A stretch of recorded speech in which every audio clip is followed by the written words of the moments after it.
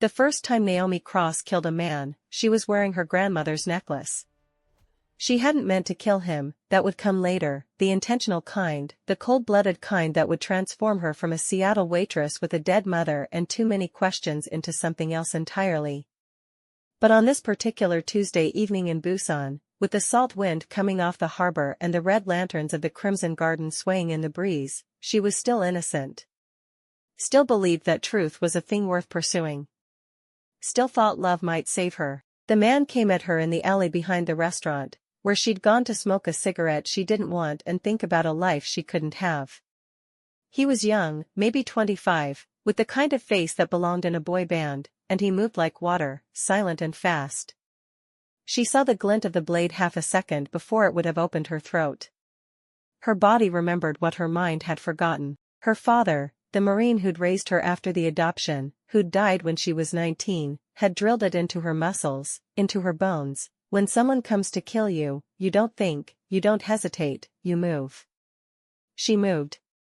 Turned inside his guard, drove her palm up into his nose with every ounce of strength she had.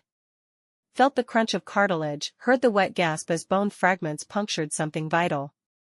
He went down hard, blood flowering across his pretty face, and didn't get up. Naomi stood there, breathing hard, her grandmother's jade necklace cool against her collarbone, the necklace she'd found in her mother's things after the cancer finally took her. The necklace that had led her here, to this city, to this restaurant, to this body at her feet. He was houndy, a voice said behind her. Low level. Probably sent to scare you. She turned. David Cheong stood in the doorway, backlit by the kitchen's fluorescent glare, still wearing his chef's whites, a cigarette burning between his fingers. The man who owned the Crimson Garden. The man whose grandfather had loved her grandmother. The man who'd been watching her since the moment she'd walked into his restaurant 3 months ago with a lie about needing work and a truth she couldn't speak. I need to call the police, Naomi said. Her voice sounded strange, distant, like it belonged to someone else. No, David said. He stepped into the alley, knelt beside the body, pressed 2 fingers to the boy's neck. You don't. I just killed someone. Yes. He looked up at her, and in the amber glow of the streetlight, his face was beautiful and terrible. Welcome to Busan. Before we continue, can I ask you a question? Where in the world are you watching from? Comment below because we would love to know how far these stories travel, and hit that subscribe button because there are new stories you do not want to miss. 3 months earlier, Naomi's mother had died in a hospice room in Seattle with rain drumming against the windows and morphine dulling the edges of her pain. In those final hours, when the cancer had eaten through everything except her determination to speak, she'd gripped Naomi's hand and said, Korea.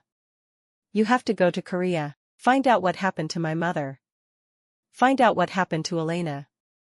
Naomi had promised, the way you promise dying people things you don't mean, things you'll forget as soon as grief stops being quite so sharp. But then she'd found the box in her mother's closet, hidden behind winter coats that still smelled like her perfume. Inside, a jade necklace, a photograph from 1984, and a letter written in shaking handwriting. The photograph showed a young Korean woman, beautiful, defiant, pregnant, standing beside a Korean man in an expensive suit. On the back, in faded ink, Elena and Jean, 3 days before. 3 days before what, the photograph didn't say. But the letter did. Her mother's handwriting, dated 6 months before the diagnosis. Naomi, if you're reading this, I'm gone. I never told you the truth about where I came from because I was protecting you. But you deserve to know. My mother's name was Elena Han. She was murdered in Busan in 1985, and they made it look like suicide. The man in the photograph with her, David Cheong, was my father. He let his family kill her rather than give up his inheritance. I was adopted by the Marines who found me and my twin brother after she died. They separated us. I don't know where my brother is. I don't know if he's alive. But I know Elena deserves justice. I know her story deserves to be told. Go to the Crimson Garden. That's where it started. That's where it has to end. So Naomi had gone. Sold everything she owned, bought a one-way ticket, and arrived in Busan with a backpack and a vendetta she didn't quite understand. She'd found the Crimson Garden easily enough. It was the most exclusive restaurant in the city, perched on a cliff overlooking the harbor, the kind of place where reservations took 6 months and the cheapest bottle of wine cost more than her rent. She'd lied her way into a job as a server, spent 3 months watching and learning and trying to figure out which of the elegant people who dined there knew what had happened to Elena Han. The work was harder than anything she'd done in Seattle. The customers were demanding, the hours brutal, the expectations impossibly high. But Naomi had learned patience from her father, the kind of grinding discipline that came from military life. She kept her head down, her ears open, and her questions subtle. She learned that the Crimson Garden was more than a restaurant, it was a gathering place for Busan's elite, a neutral ground where business deals were made and alliances forged. She learned that David Cheong was respected and feared in equal measure, that his family had controlled the waterfront for 3 generations, that there were layers to this city she couldn't yet see but could feel pressing in from all sides. And she learned that people noticed her. Not just as a server, but as something else. Old men would stare at her face with expressions she couldn't read, recognition, maybe, or fear. Women whispered behind their hands when she passed. David watched her constantly, his dark eyes following her movements with an intensity that made her skin prickle. She'd been working there for 2 months and 3 weeks when Thomas Whitmore arrived for dinner. He was American, maybe 70, with silver hair and expensive clothes and the kind of weathered face that spoke of decades in harsh climates. He ordered in fluent Korean, tipped well, and seemed perfectly at ease until Naomi came to refill his water glass. He looked up at her, and the color drained from his face.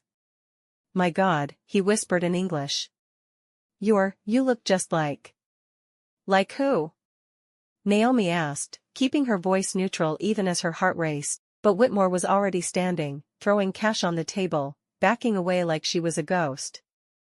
"I'm sorry," he stammered. "I can't, I need to go." He fled. Naomi stood there with the water pitcher in her hand, watching him disappear through the front door, feeling the weight of every eye in the restaurant on her back. That night, after closing, David had asked her to stay. His office was on the top floor, all windows overlooking the harbor, minimalist furniture and abstract art that probably cost more than Naomi would make in a lifetime. He poured 2 glasses of scotch, handed her one, and said, "I know who you are." Naomi's hand tightened on the glass. "I don't know what you're talking about." "Yes, you do." David sat on the edge of his desk, close enough that she could see the fine lines around his eyes, smell his cologne mixed with kitchen smoke. "I knew the day you applied here. Naomi Cross, adopted daughter of Sergeant James Cross, Marine Corps. But you were born Naomi Han. Elena's granddaughter." The words hung in the air between them, sharp and undeniable. Naomi considered lying, considered running, but she was so tired of pretending. "Then you know why I'm here." "Yes." He took a sip of his scotch. "Your grandmother was murdered by my family. My great-grandfather ordered it. My grandfather was too weak to stop it. And I've spent my entire life trying to be different from both of them." "Why tell me this?" Naomi asked. Her voice was steadier than she felt. "Why not just fire me? Or worse?" David smiled, sad and knowing. "Because you deserve to know the truth. And because," he paused, choosing his words carefully. "Because I think I've been waiting for you. Ever since I found my grandfather's papers, ever since I learned what really happened to Elena, I've been waiting for someone to come looking. Someone who cared enough to demand answers. And now I'm here," Naomi said. "What happens now?" "Now I'll show you everything," David replied. "Every document, every photograph, every piece of evidence I've collected. And then you decide what to do with it." "Why would you help me?" Naomi demanded. "Your family killed my grandmother. You profit from the business they built on her grave. Why would you betray them?" David's expression hardened. "Because they're not my family." "Not really. Blood doesn't make you family, loyalty does, love does. And I've never felt either of those things for the people who share my name." He stood, moved to the window, and looked out at the glittering city. My grandfather drank himself to death out of guilt. My father was murdered in a gang war when I was 10. My mother OD'd when I was 15. The only thing my family ever gave me was money and violence and the expectation that I'd continue their legacy of blood. He turned back to her. I don't want that legacy. I want something else, something better. And I hope, you might want the same thing. Naomi finished her scotch in one burning swallow. Show me everything. Over the next 2 weeks, David became her guide into a world she'd never imagined. He showed her the hidden architecture of Busan's underworld, the smuggling routes through the port, the bribery systems that kept police and politicians cooperative, the careful balance of power between crime families that kept open warfare from erupting. He showed her his grandfather's journals, pages and pages of Jin's tortured guilt, his love for Elena tangled with his weakness and fear. And he showed her the truth about Elena's death. It had started simply enough, a translator at the U.S. military base meeting a wealthy businessman at a gallery opening. Elena Han had been 24, brilliant, fluent in 3 languages, with dreams of becoming a professor. David Cheong had been 32, heir to a shipping empire that smuggled weapons and drugs alongside legitimate cargo. By all accounts, they shouldn't have fallen in love.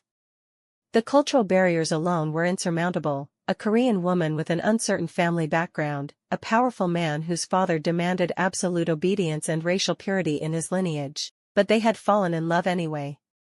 Desperately, recklessly, with the kind of passion that makes people believe they can change the world. Elena had gotten pregnant. They'd planned to run away to America together, start fresh, leave everything behind. But Elena had also discovered the true nature of Jin's family business. She'd been translating documents at the base when she'd recognized shipping codes, company names, patterns that connected U.S. military cargo manifests to black market sales in Southeast Asia. She'd realized that Jin's family wasn't just running an independent smuggling operation, they were stealing from the American military and selling weapons to whoever would pay. She'd confronted Jin. And Jin, weak and desperate and caught between love and duty, had told his father everything. Patriarch Consul Cheong had promised to let Elena go. Had promised Jin could support the children financially, from a distance, quietly.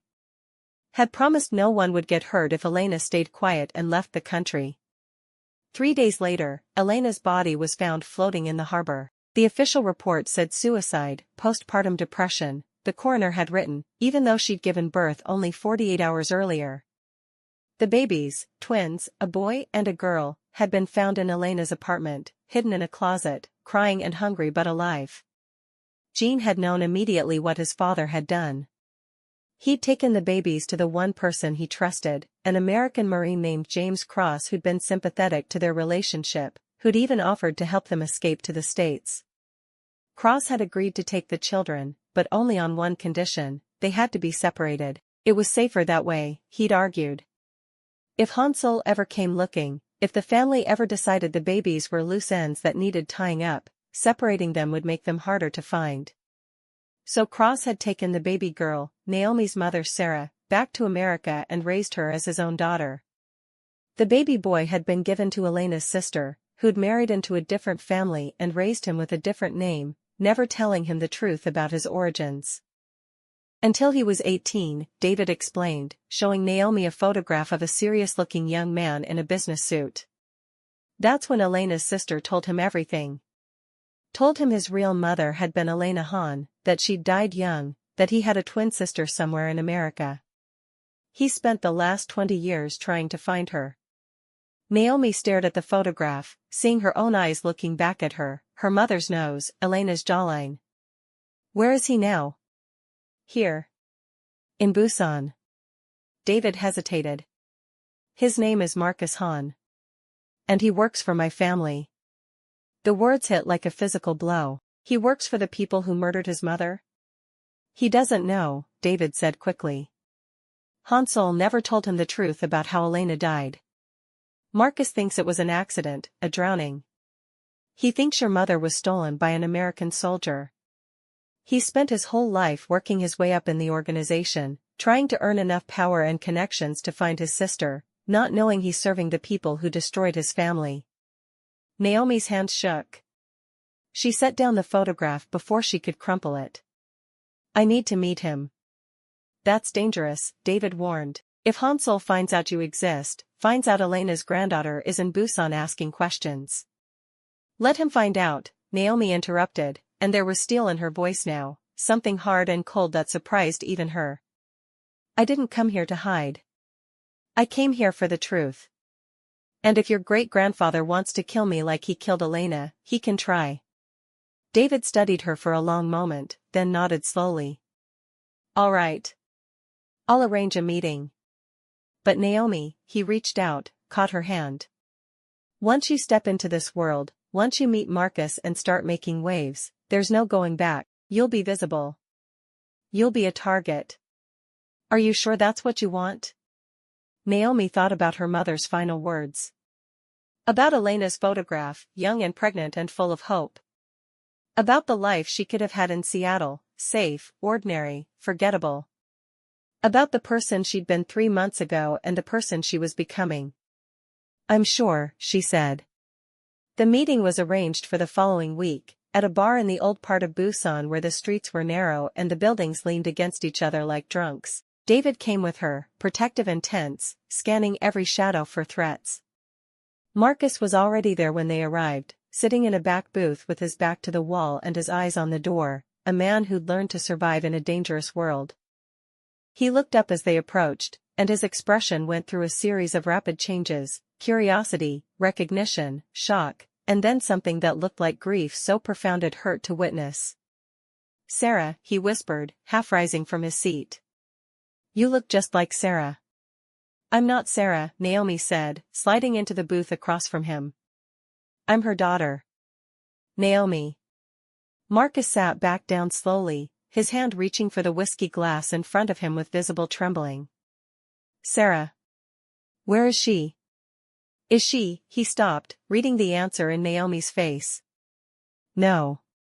No, please don't tell me. She died 6 months ago, Naomi said, and saying it out loud made it real again, fresh grief cutting through the numbness she'd built around her mother's death.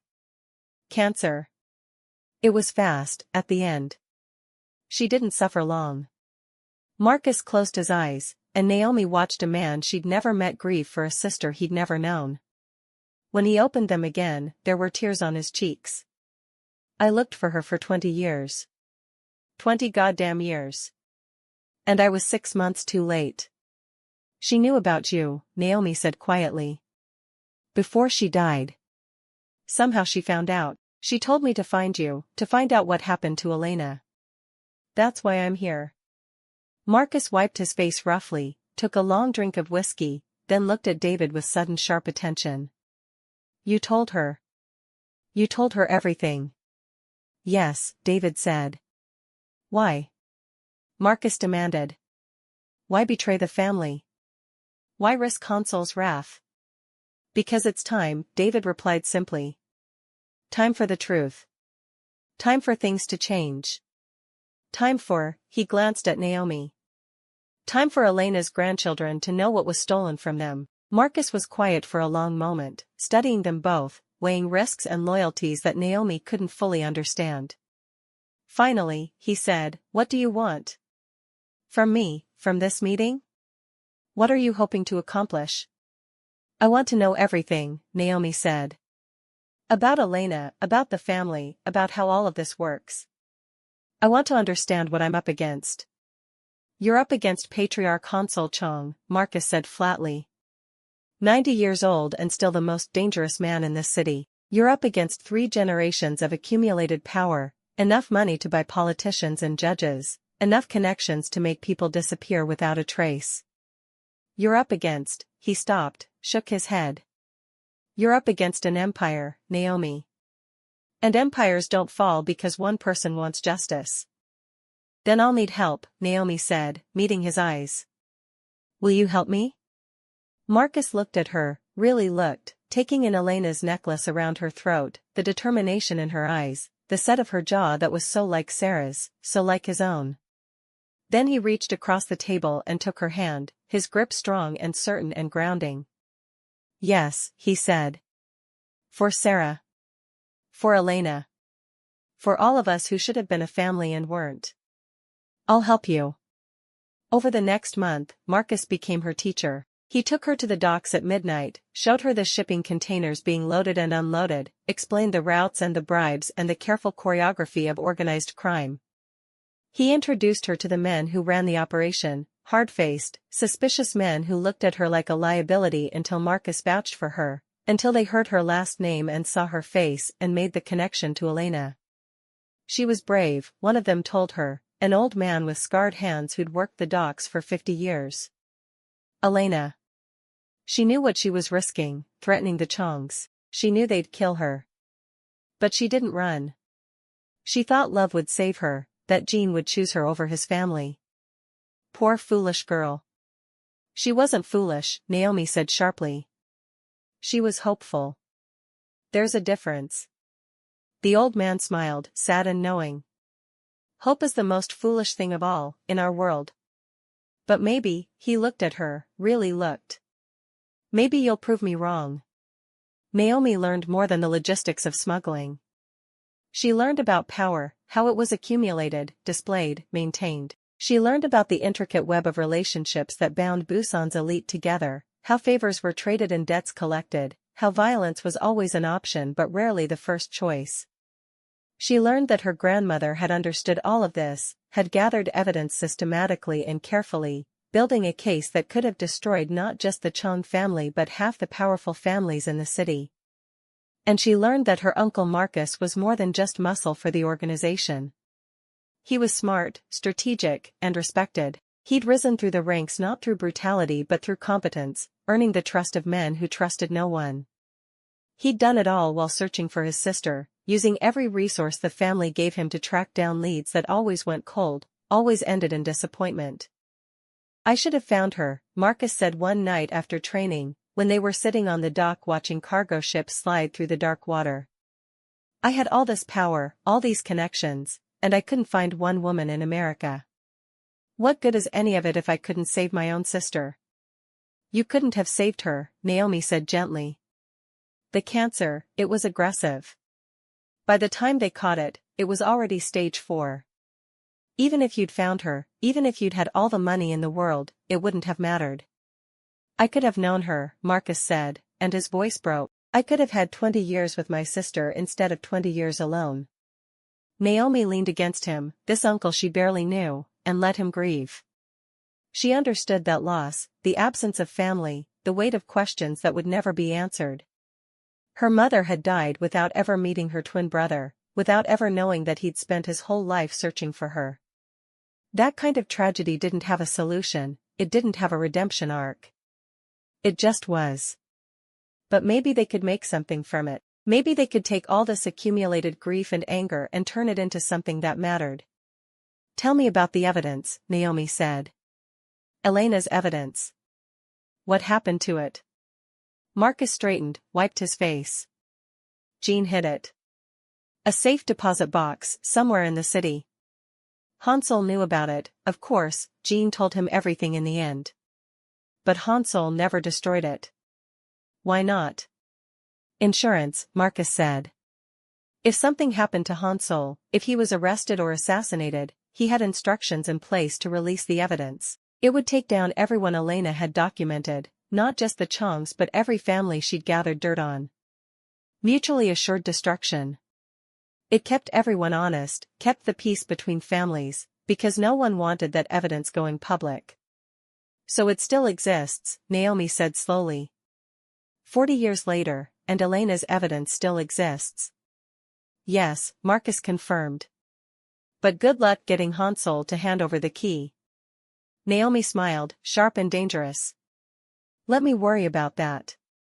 David was less enthusiastic about her plan. You want to walk into Hansel's compound and ask him for the evidence? He demanded when she told him. They were in his office again, late at night, the restaurant quiet below them. That's suicide. It's negotiation, Naomi corrected. Hansel is 90 years old. He's thinking about legacy, about who comes after him. Marcus says there's been tension in the family, younger members pushing for more power, different families making alliances. Hansol is losing control, slowly but surely. So? So I offer him a solution, Naomi said. I'm Elena's granddaughter. I have her blood, her fire. I also have Marcus's loyalty and, she looked at David steadily. Your support, if you'll give it. Together, we represent a new generation. A bridge between the old way and something new. If Hansol backs us, if he officially makes me part of the family and gives me access to Elena's evidence as a show of trust, he secures his legacy. He gets to choose his successors instead of leaving it to chance and violence. David shook his head. You're assuming he'll see you as an asset instead of a threat. I'm counting on him seeing me as both, Naomi replied. That's how you survive in his world, isn't it? By being too valuable to kill and too dangerous to ignore? And what about us? David asked quietly. What happens to, he gestured between them, unable or unwilling to name what had developed over the past weeks. The late nights in his office had become something more than strategy sessions. The touches had become deliberate. The space between them was charged with possibility and danger in equal measure. Naomi crossed the room, stood close enough to see the gold flecks in his dark eyes. What do you want to happen? David stopped, started again. My whole life, I've tried to be good. I tried to build something legitimate, something clean. I tried to distance myself from what my family was, what they did.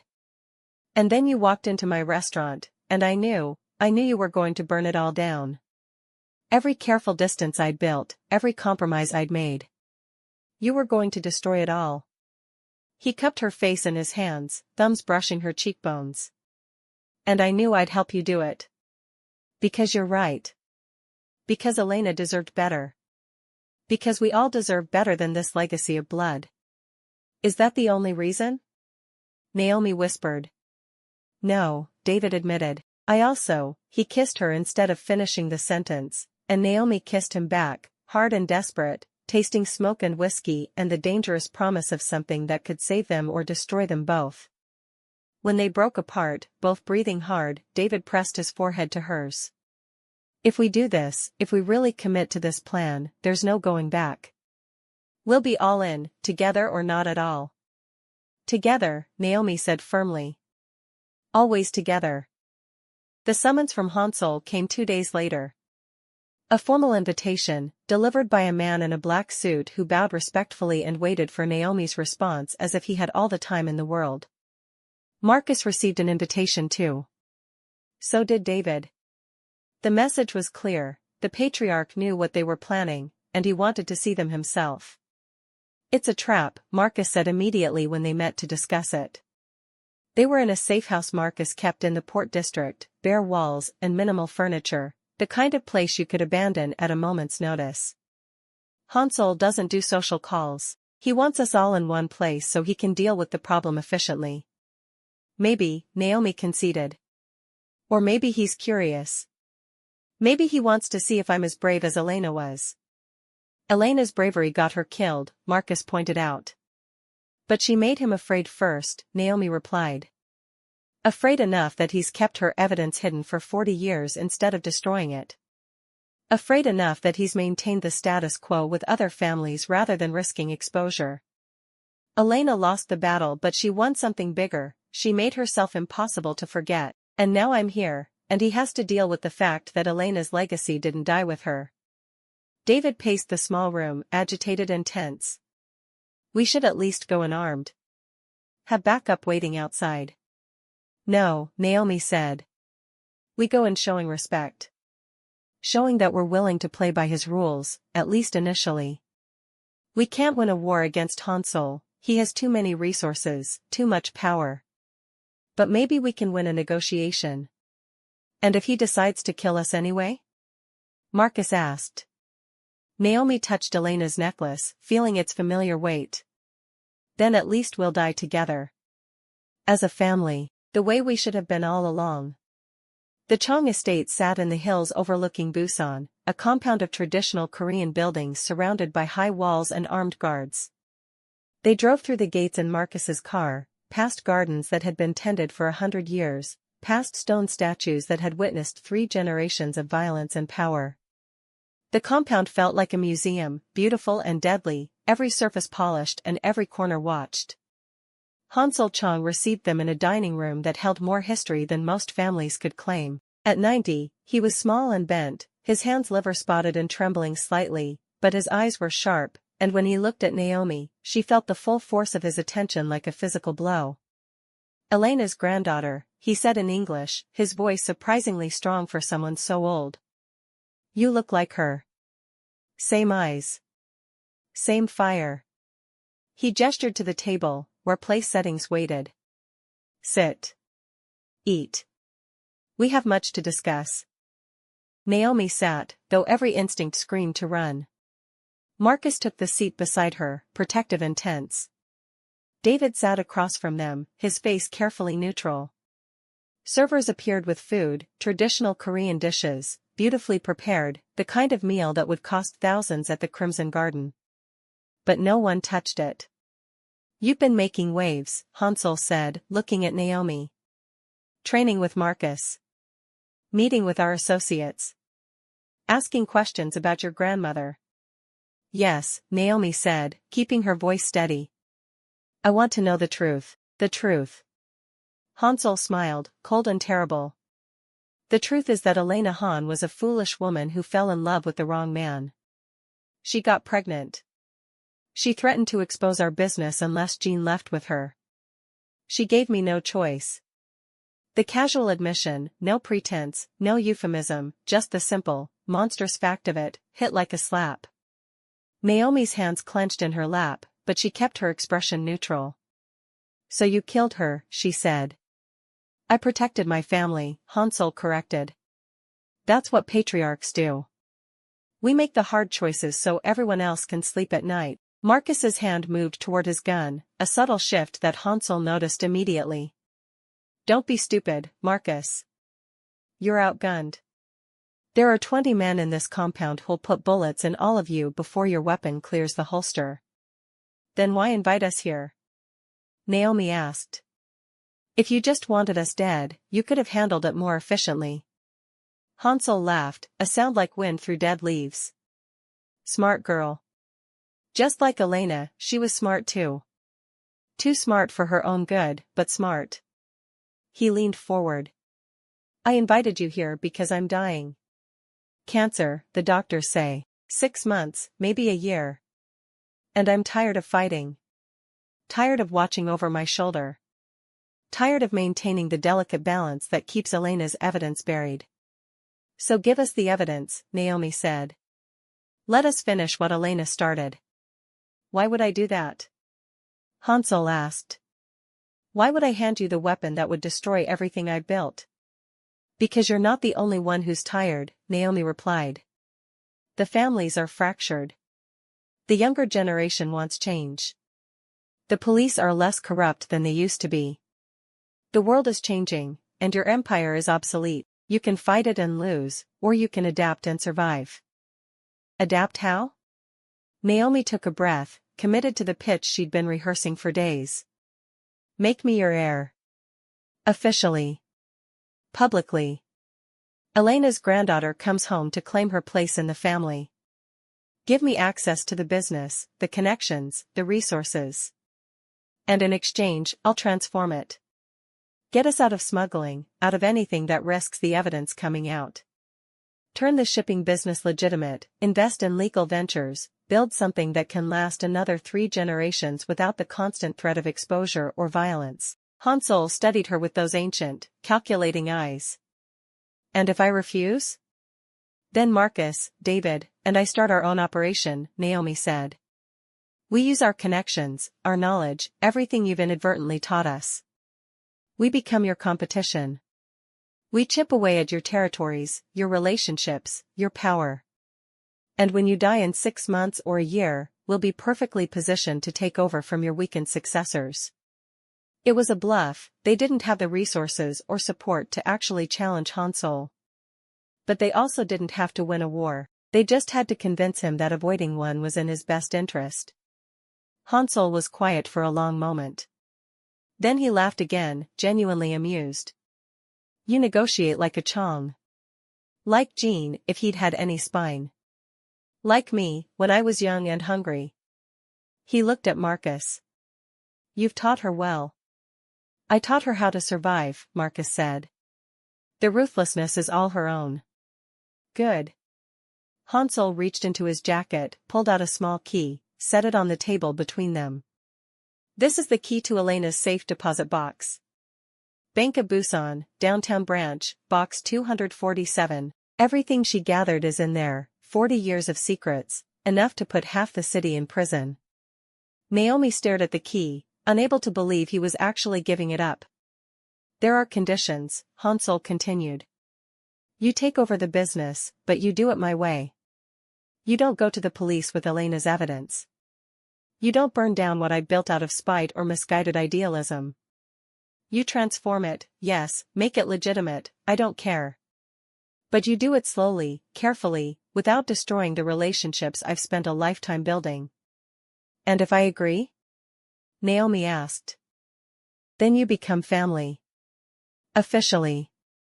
You, Marcus, David, all of you. You take your places in the organization. You learn from me in the time I have left. And when I die, you inherit everything. He paused, his expression hardening. But know this, the moment you betray me, the moment you go against what we've agreed, I have instructions in place to release the evidence myself. It will destroy the family, yes, but it will also destroy you. Mutually assured destruction. That's how we survive in this world.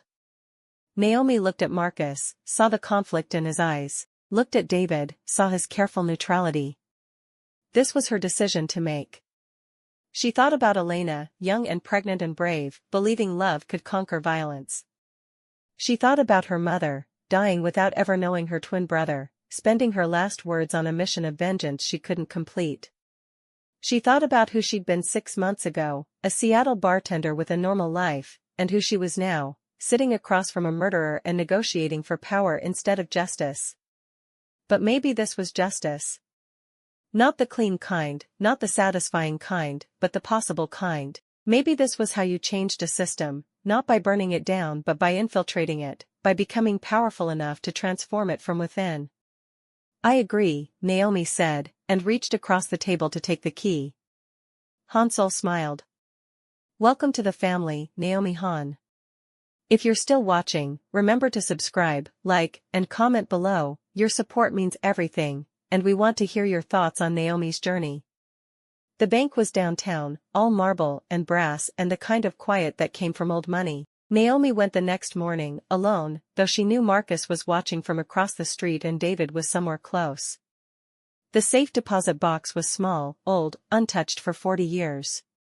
Inside, a ledger, handwritten in Elena's neat script. Names, dates, amounts, routes.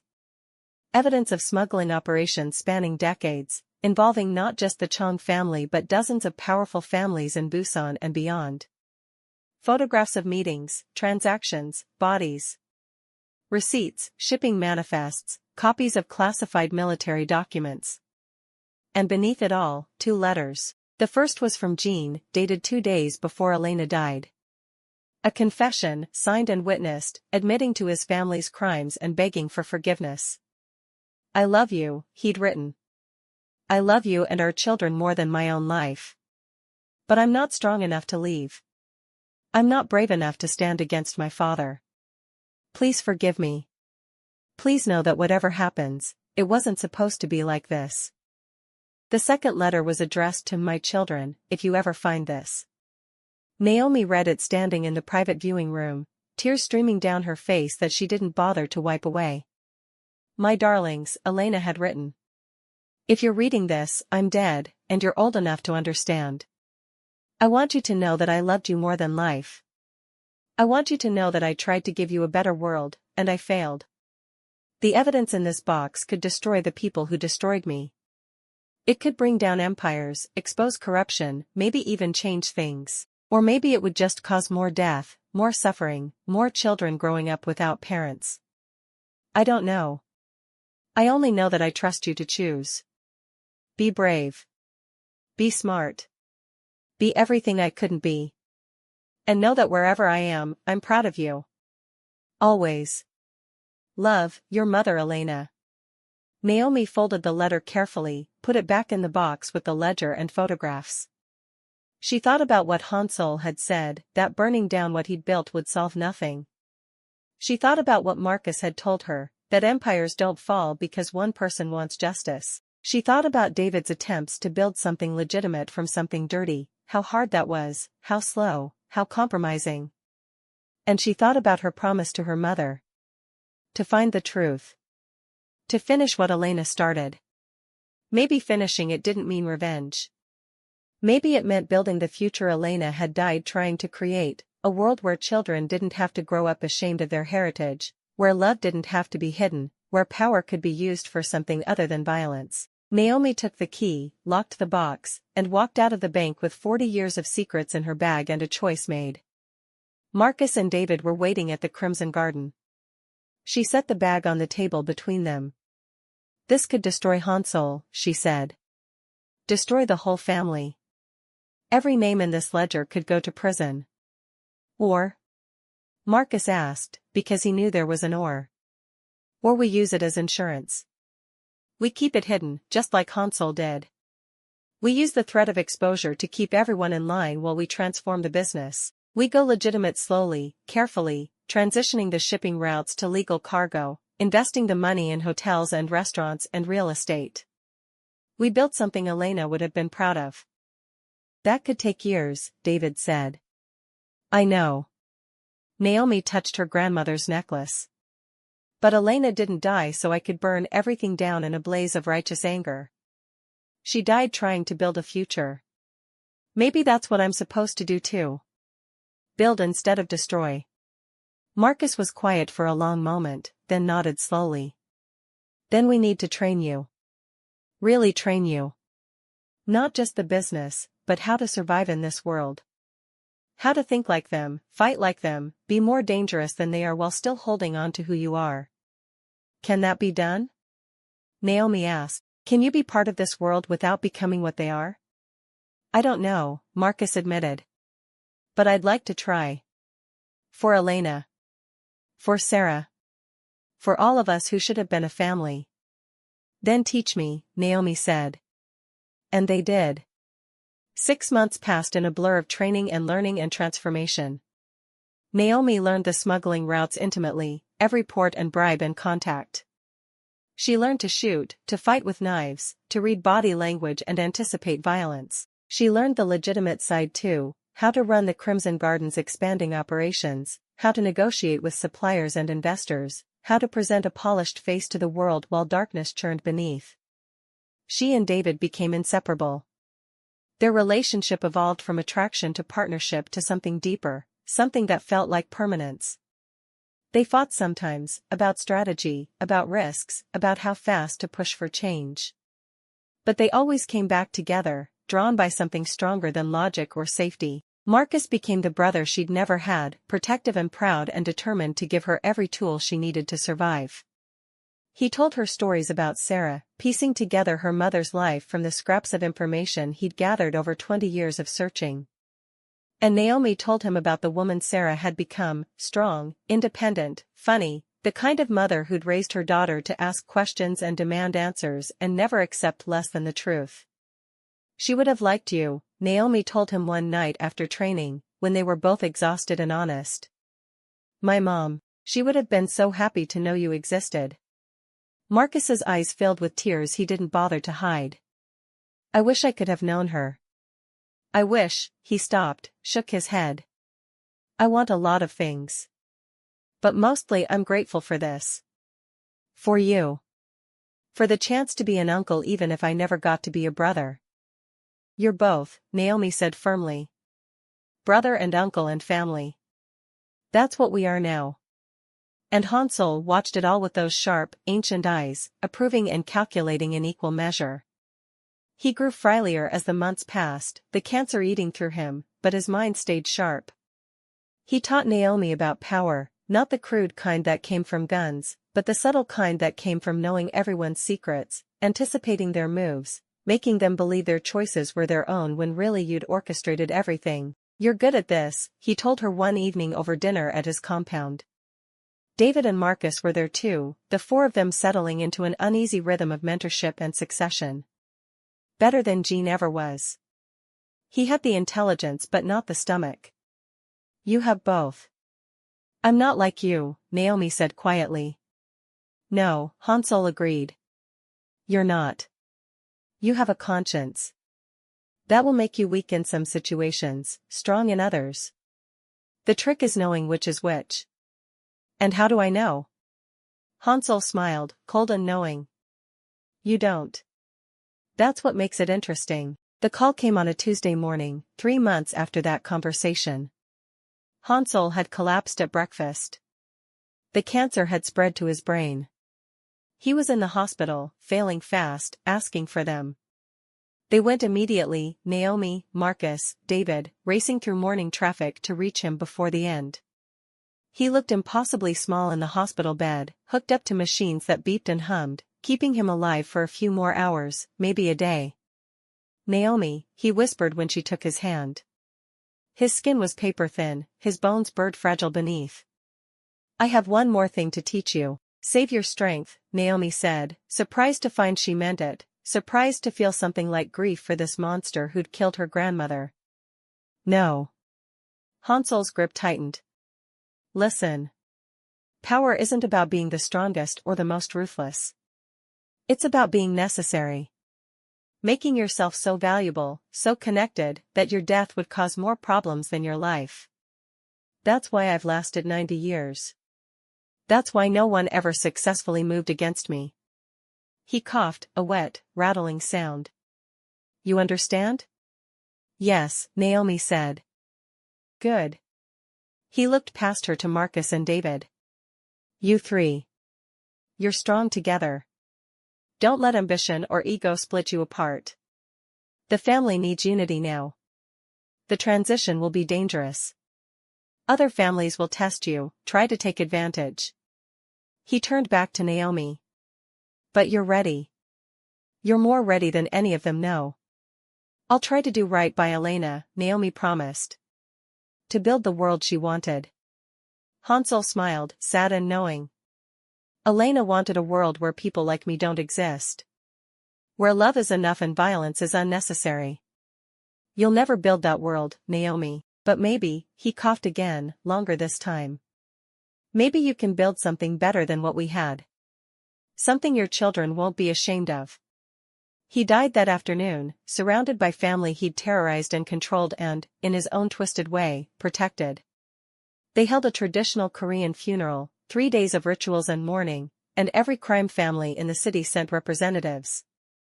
The old guard was dying, and everyone wanted to see who would rise to take Hansel's place. The will was read at the estate, in that same dining room where Hansel had made his offer 6 months earlier. To everyone's shock, though not to Naomi's, Marcus's, or David's, he'd left everything to them. Equal shares, equal power, equal responsibility. The shipping business, the real estate holdings, the restaurant chain, the carefully hidden offshore accounts. Billions of dollars and the infrastructure of an empire. The old bastard, Marcus muttered as the lawyer finished reading. He knew exactly what he was doing. Forcing us to work together, David agreed, making sure no one can challenge us without challenging all three of us. Naomi looked around the room at the assembled relatives and associates, saw the calculation in their eyes, the resentment, the grudging respect. This was just the beginning. The real work started now. She stood, and the room went quiet, everyone watching to see what Elena's granddaughter would do with inherited power. My name is Naomi Han, she said, her voice carrying clearly. I'm Elena Han's granddaughter. Some of you remember her. Some of you helped kill her. She let that land, and saw people shift uncomfortably. That ends now. No more murders to hide scandals. No more sacrificing people for profit. No more building wealth on other people's suffering.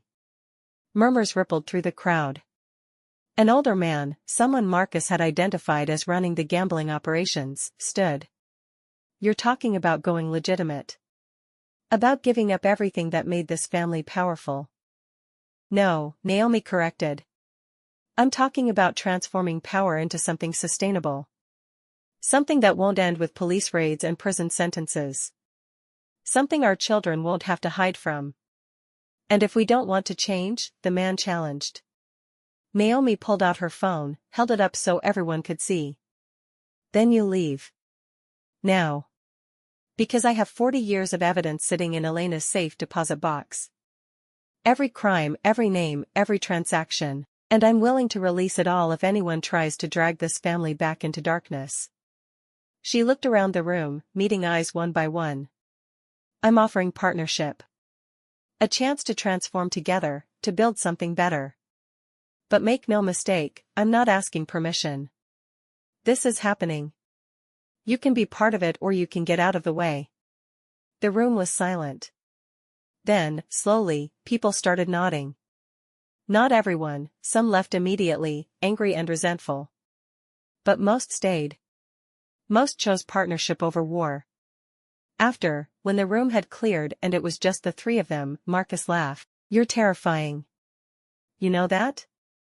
I learned from the best, Naomi replied, thinking of Hansel, of Elena, of her mother's dying wish. David pulled her close, kissed her forehead. What happens now? Now we get to work, Naomi said. We transform this business. We honor Elena's memory by being everything she couldn't be. Subscribe, like, and comment if you want to see more stories like Naomi's, stories of transformation, power, and justice. The transformation took 3 years. 3 long, grinding years of negotiations and setbacks and small victories. They sold off the smuggling operations piece by piece, transitioning to legitimate cargo. They invested in hotels and restaurants across Asia, building the Crimson Garden into a chain known for quality and ethics. They put money into affordable housing projects, into scholarships for students from working-class backgrounds, into programs that helped people escape the kind of life that trapped so many in cycles of poverty and crime. It wasn't clean. There were compromises, moral gray areas, moments when Naomi wondered if she was really changing anything or just putting a prettier face on the same ugly system.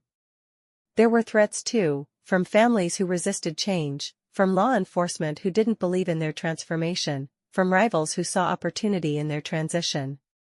But they survived. Together, the three of them, Naomi, Marcus, David, they built something new from the ruins of something old. They weren't saints. They still operated in gray areas, still used connections and leverage and occasionally threats, but they moved steadily toward legitimacy, toward building wealth through creation rather than exploitation.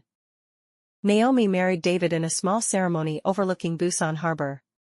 She wore Elena's jade necklace and carried a photograph of her grandmother, young, pregnant, hopeful, tucked into her bouquet. Marcus walked her down the aisle, tears streaming down his face, and Naomi thought about all the family moments they'd been denied. All the weddings and births and ordinary days that should have been theirs but weren't. She's here, Marcus whispered as he gave her hand to David. Elena. Sarah. They're both here, watching, proud. That night, alone with her husband in their home overlooking the city, Naomi finally let herself cry. For Elena, for her mother, for all the years of grief and violence that had led to this moment. For the girl she'd been in Seattle who thought truth was simple and justice was clean. For everything she'd learned about power and compromise and the impossibly complex work of trying to do good in a broken world. Do you regret it? David asked, holding her while she wept. Any of it?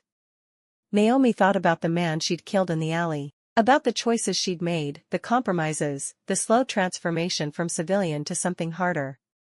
About whether you could really change a system from within or whether the system always changed you first. No, she said finally. I don't regret it. But I don't know if I'm proud of it either. Then what are you? David asked. Naomi touched Elena's necklace, feeling its familiar weight against her collarbone. I'm alive, she said. And Elena isn't. And maybe that's all the justice we ever get, surviving long enough to tell the story. To make sure no one forgets. 5 years after Hansel's death, Naomi stood on the cliffs above Busan harbor with her mother's ashes in an urn and her family gathered around her. Marcus, David, and a small group of people who'd help them transform the business into something better. The wind was strong that day, salt-sharp and cleansing, pulling at her hair and clothes.